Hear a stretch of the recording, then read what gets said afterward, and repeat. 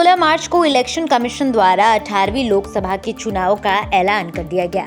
चुनाव की तारीखों की घोषणा हो चुकी है और पूरे देश में आदर्श आचार संहिता भी लागू हो चुकी है।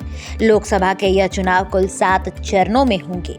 19 अप्रैल को चुनाव के पहले चरण के तहत 21 राज्यों में 104 वोटों पर वोट डालना जाएगा, तो वहीं 1 जून को 7वें और आखिरी चरण के तहत मतदान होंगे, जिसमें 8 राज्यों में कुल 57 सीटों पर वोटिंग होगी। चुनाव में वोट डालना तो पड़ता है, हर किसी के पास वोटर आईडी कार्ड होना जरूरी है, लेकिन अगर आपके पास आपका वोटर आईडी कार्ड नहीं होगा तो भी आप वोट डाल सकते हैं।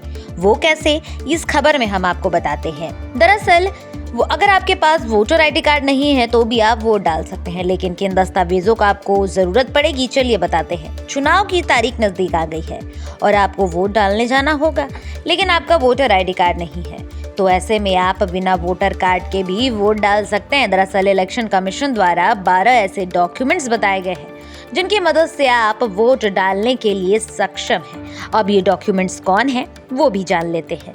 वोटर कार्ड अगर आपके पास नहीं है तो आप Aadhaar card, driving licence, MNREGA card, government service card यानी कि आप अगर गवर्नमेंट एम्प्लॉय हैं तो उसका card, passport, photo pressed pension card, health insurance card, smart card, photo युक्त पासबुक आपके पास होना चाहिए, या फिर यूनिक डिसेबिलिटी कार्ड या फिर ऑफिशियल आइडेंटिटी कार्ड। आप इन 12 डॉक्यूमेंट्स में से कोई भी डॉक्यूमेंट्स का इस्तेमाल करके वोट डाल सकते हैं।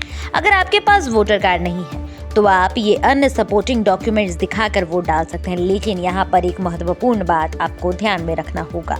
आपके पास वोटर कार्ड नहीं है तो ये डॉक्यूमेंट्स तो आपके पास होने ही चाहिए, लेकिन इसके अलावा आपका नाम वोटर लिस्ट में होना चाहिए।